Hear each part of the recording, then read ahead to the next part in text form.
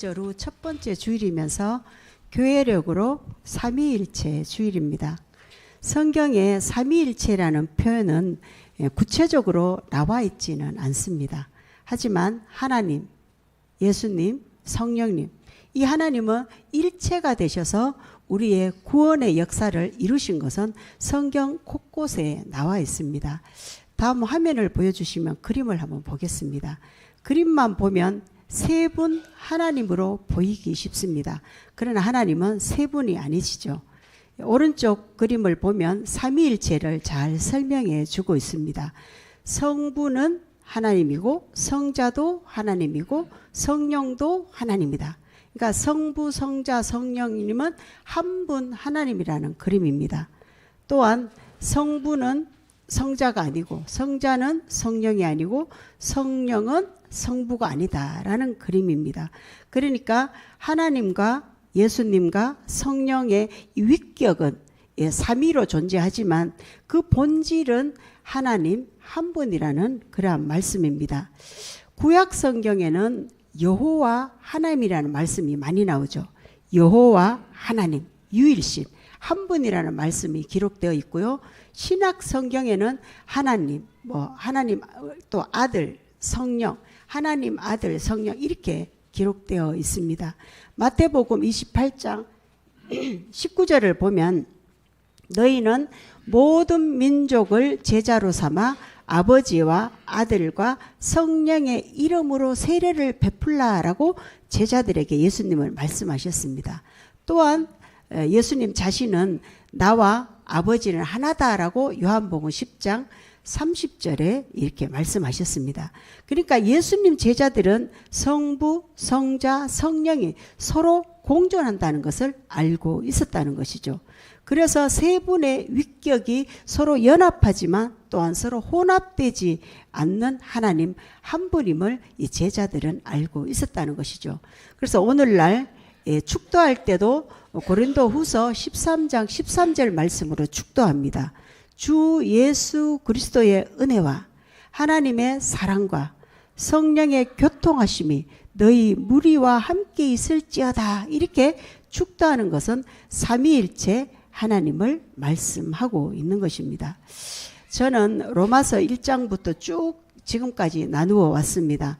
5장은 뒷부분만 나누었습니다. 오늘은 5장을 선택한 것은 5장 앞부분에 삼위일체 하나님을 잘 설명해 주기 때문에 5장 앞부분에서 나누도록 하겠습니다.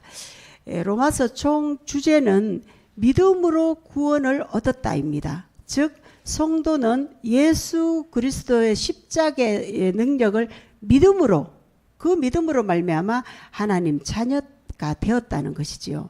이를 신앙 용어로 하면 이신칭이라고 하죠.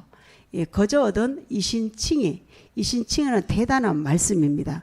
문제는 믿음으로 구원을 받았다는 사실이 실제 우리의 생활에서는 그다지 능력으로 나타나지 않는 데 있습니다.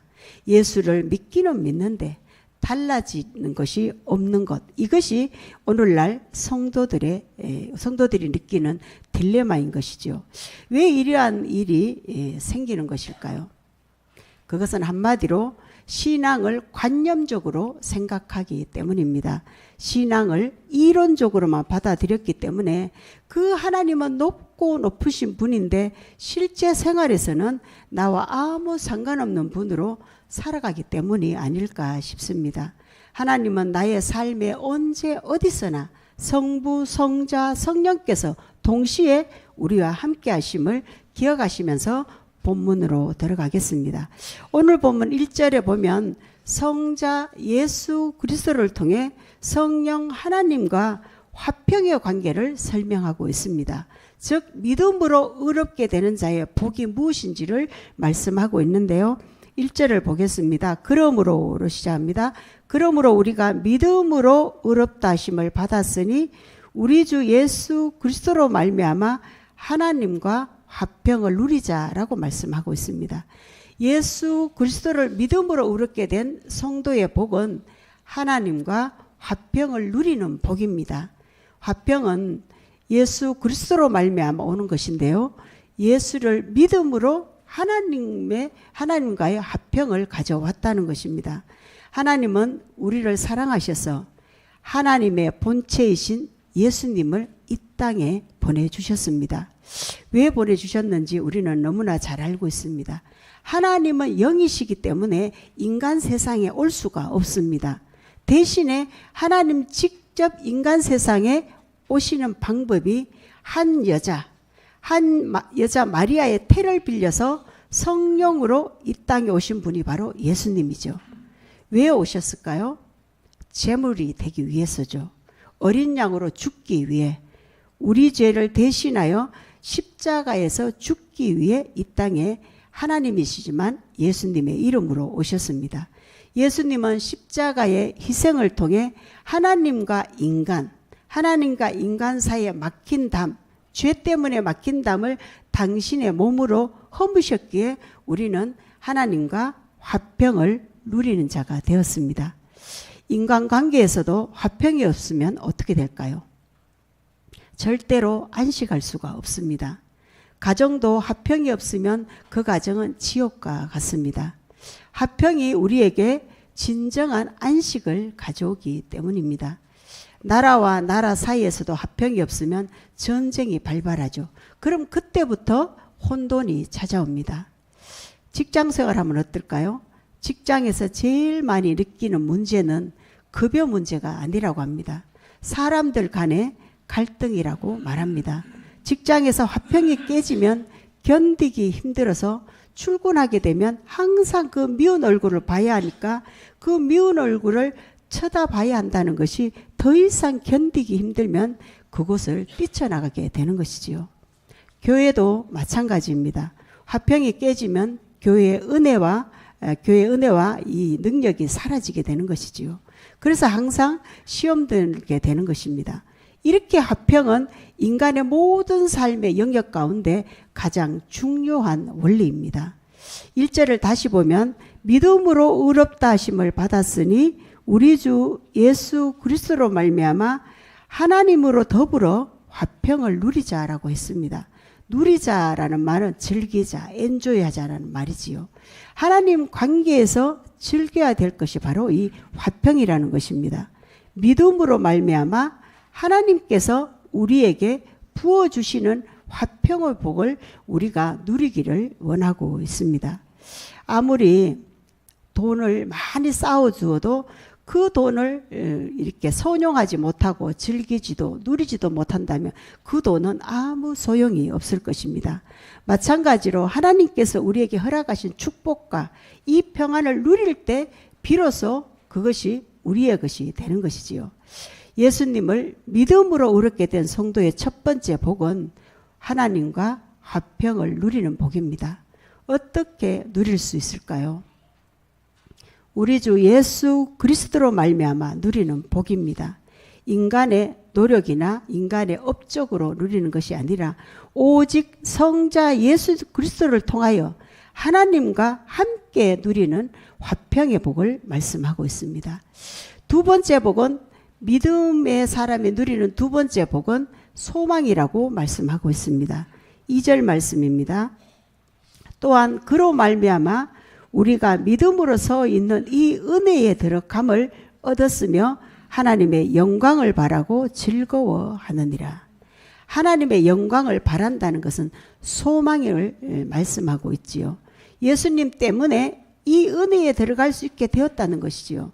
이 은혜는 하나님의 영광을 소망하고 즐거워하는 것입니다.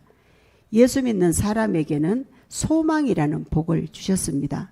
하나님의 영광을 바라고 즐거워한다는 것은 앞으로 누리게 될 소망을 말씀하고 있지요. 우리는 예수 그리스도를 통하여 마침내 하나님의 형상으로 회복해 주신다는 이 소망이 있기에 늘 우리의 삶 가운데서도 즐거워하며 살아가야 한다는 것입니다. 소망이라는 복을 말하는 이유는 우리는 하나님의 자녀가 되는 복을 받았지만 우리 눈앞에 펼쳐지는 그 세상은 그리 만만치 않는 세상이라는 것입니다. 예수를 믿는다고 늘 즐거운 일이 있는 것은 아니지요. 힘들기도 하고 어려운 일들을 만나기도 합니다. 그러함에도 우리는 하나님의 영광을 바라볼 때에는 소망을 가지고 즐거워하며 살아가야 한다는 것입니다. 왜냐하면 성령 하나님께서 믿음의 길을 걸어갈 수 있도록 우리를 도우시기 때문입니다. 3, 4절은 다시 한번 소망에 대해서 말씀하는 내용입니다. 3절, 4절을 보면 다만 이뿐 아니라 우리가 환난 중에도 즐거워하나니 이는 환난은 인내를, 인내는 연단을, 연단은 소망을 이루는 줄 알미로다. 우리가 살아가는 세상 속에서 환난이 있지만은 환난 중에도 우리는 즐거워해야 한다는 것입니다. 쉽지 않지만 그러함에도 환난 가운데는 소망을 잃지 않을 때 복이 주어진다는 것입니다. 어떻게 소망을 이룹니까? 인내를 통해. 인내가 연단을, 연단은 소망을 이루어 가기 때문입니다. 세상 사람들은 그리스도인들을 보면 기대치가 높습니다. 마치 예수 믿으면 천사처럼 그렇게 봅니다. 만약에 예수 믿는데 그렇게 거룩하지도 못하고 남들과 구별되지 못하면은 그게 뭐냐고 비아냥거립니다. 이런 말들을 들을지라도 그리스도인은 부끄러워하지 않아야 됩니다. 우리에겐 소망이 있기 때문입니다. 그래서 5절은 말합니다. 5절 말씀에 소망이 우리를 부끄럽게 하지 아니한다. 왜냐하면 우리에게 주신 성령으로 말미암아 하나님의 사랑이 우리 마음에 부은 바 되기 때문이다 라고 말씀하고 있습니다. 삼위일체 하나님께서 소망을 두는 사람들은, 삼위일체 하나님께 소망을 두는 사람은 세상 소리에 부끄러워함을 느끼지 않아야 한다는 것이죠. 왜냐하면 성령 하나님께서 우리를 이끌어 가시기 때문이죠. 성령이 나와 함께 하심을 알기에, 하나님의 크신 사랑을 알고 있기에 그 하나님의 사랑으로 이 험한 세상을 견디고 인내하며 살아갈 수 있다는 것입니다. 삼위일체 주일을 맞이하여 믿음으로 말미암아 의롭다함을 받은 성도들의 복에 대해서 말씀드렸습니다. 그 이유가 성부, 성자, 성령 하나님께서 우리와 늘 이 세 분이 함께 하시기 때문이라고 말씀드렸습니다. 성부 하나님은 어떻습니까? 우리를 얼마나 사랑하는지를 알아야 합니다. 성자 예수 그리스도를 십자가에서 우리를 위해 희생당하게 하셨습니다. 성령 하나님은 하나님의 사랑을 우리 마음속에 쏟아 부어주셔서 환난 가운데서도 인내하며 자랑스럽게 여기며 믿음의 길을 넉넉히 걸어갈 수 있도록 인도해 주시기 때문입니다. 환난 중에도 이 믿음의 길을 기쁘게 넉넉히 걸어갔던 한 사람을 제가 소개해 드리겠습니다. 사도행전 7장에 보면 스데반 집사가 나옵니다. 그는 집사이지만 지혜와 성령이 충만한 사람이었습니다. 늘 사람들 앞에 서면 내가 만난 예수 그리스도를 전하였습니다. 그런 많은 사람들이 몰려왔습니다. 그들이 복음으로 전도되었다는 것이지요. 문제는 이를 지켜보던 유대인들이 스데반을 시기하고 질투하여 이 스데반을 거짓 고발했습니다. 그래서 이제 스데반은 공회 앞에 서게 되었습니다. 공회 원인 대제사장이 고발 내용이 사실이 아니었고 신문을 받는데요. 그 스데반은 이렇게 대답합니다. 최고의 당시 종교 지도자, 누구나 벌벌 떠는 최고의 종교 지도자 대제사장 앞에서 복음의 말로 대답을 한다는 것은 참으로 놀라운 것입니다. 그는 7장에 보면 이스라엘 역사를 쭉 말하면서 예수 그리스도가 누구인지를 그 대제사장 종교 지도자에게 말해줍니다. 그리고 성전 시대는 끝났다라고 선포합니다. 왜냐하면 하나님은 성전에 계시지 않고 진짜 성전이 지금 오셨다. 그분이 예수 그리스도라고 선포하는 내용들이 7장의 내용입니다. 이 말은 죽기를 각오하는 말입니다. 왜냐하면 성전 시대가 끝났다는 것은 대제사장 너의 역할도 끝났다는 것과 같습니다. 그런데요, 스데반이 얼마나 성령에 충만했는지 그들은 스데반의 말에 모두 길을 막아버렸습니다. 그런데 그들의 마음에 찔림을 받게 했습니다. 그러나 그들은 찔림을 받고 이를 갈았습니다. 이를 갈았다는 것은 스데반을 죽기를 각오했다는 것입니다. 그런데요, 그곳에 삼위일체 하나님께서 반응하는 모습을 한번 살펴보겠습니다. 사도행전 6장 15절 말씀을 보면 공회 중에 앉은 사람들이 다 스데반을 주목하여 보니 그 얼굴이 천사의 얼굴과 같더라 라고 했습니다. 공회 앞에 붙잡혀간 스데반은 하나도 쫄지 않았다는 것이죠. 오히려 사람들 눈에 천사의 얼굴처럼 보였던 것은 얼굴이 천사처럼 빛나도록 성령 하나님께서 스데반 안에 평안과 기쁨으로 역사하신 것을 알 수 있습니다. 그래서 죽을 줄 알면서도 대제사장 앞에서 담대하게 복음을 선포할 수 있었습니다. 사도행전 7장 55절 말씀을 보면 스데반이 성령 충만하여 하늘을 우러러 주목하여 하나님의 영광과 및 예수께서 하나님 우편에 서신 것을 보고 라고 했습니다. 순교 장면인데요. 순교 때 하늘문이 열렸다는 것입니다. 아무리 돌을 던져도 사람들이 그가 죽기를 위해서 아무리 돌을 던져도 하늘에 계신 주님을 보며 소망을 가졌다는 것을 알 수 있습니다. 하나님의 영광은 하나님의 임재를 상징합니다. 하나님께서 스데반에게 임재하셔서 예수님께서 하나님 우편에 서신 것을 보여주는 것입니다. 즉 스데반이 어려움을 당했을 때 삼위일체 하나님은 가만히 계신 분이 아니라는 것입니다. 성부, 성자, 성령께서 일어나셨다는 겁니다. 환난 중에 소망을 갖도록 삼위일체 하나님은 일어나셨습니다. 그리고 스데반이 돌을 맞아 죽어가는 마지막 장면을 보면요. 사도행전 7장 60절을 한번 보겠습니다. 그 장면은 무릎을 꿇고 스데반이 무릎을 꿇고 크게 불러 이르되 주여 이 죄를 그들에게 돌리지 마옵소서 이렇게 말을 하고 자니라 라고 했습니다. 잔다는 것은 평안하게 숨졌다는 것을 말씀하고 있습니다. 많은 사람들이 스데반을 향해 돌을 던졌습니다. 어떻게 평안할 수 있을까요? 그것도 그들의 죄를 어떻게 용서해 달라고 기도할 수 있었을까요?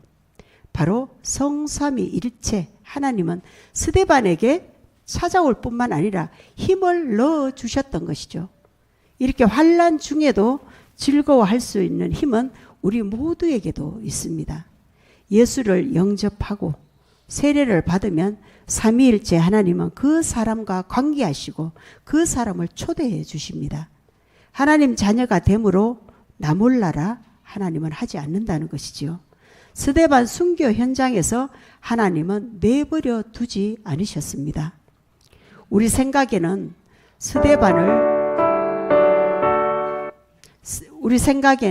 스데반을 살려주어야지, 그들에게 벌을 주어야 속이 시원하다라고 이렇게 생각할 수 있습니다. 그러나 하나님의 생각과 우리의 생각은 다르죠. 그 순교의 피를 통해 복음이 전파되었습니다. 여태까지는 예루살렘 안에서만 복음이 전파되었는데 스데반의 죽음을 통해 예루살렘에서 온 유대와 사마리아까지 복음이 전파되는 역사를 우리는 성경에서 알 수 있습니다. 하나님의 뜻을 이루기 위해 죽어가는 이들을 지켜보며 이길 수 있는 힘을 주시는 분이 바로 성삼위일체 하나님이십니다. 하나님은 순교 순간순간에 하나님 사랑을 부어주시고 예수님의 생명을 부어주시고 성령님은 그 안에서 고통을 잘 감당하도록 천사처럼 웃을 수 있는 그러한 영성을 주셨던 것이지요. 또한 죄인을 용서할 수 있는 어떤 힘을 부어주셨다는 것입니다. 삼위일체 하나님께서 함께 하시기에 그러한 순교 가운데도 넉넉히 감당할 수 있었던 것입니다. 우리를 한번 생각해 보았으면 좋겠습니다. 우리가 신앙생활을 할 때 관념적으로 머리로만 하나님을 인식하기 쉽습니다. 그래서 그분은 나를 돌보시고 나를 감싸주시고 나와 늘 함께 하시면 늘 인식하면서 우리가 살아가는 것이 굉장히 중요합니다. 신앙생활에 도움이 된다는 것이지요. 특히 어려움을 당했을 때 성삼위 하나님을 의지하는 것이 참으로 중요합니다.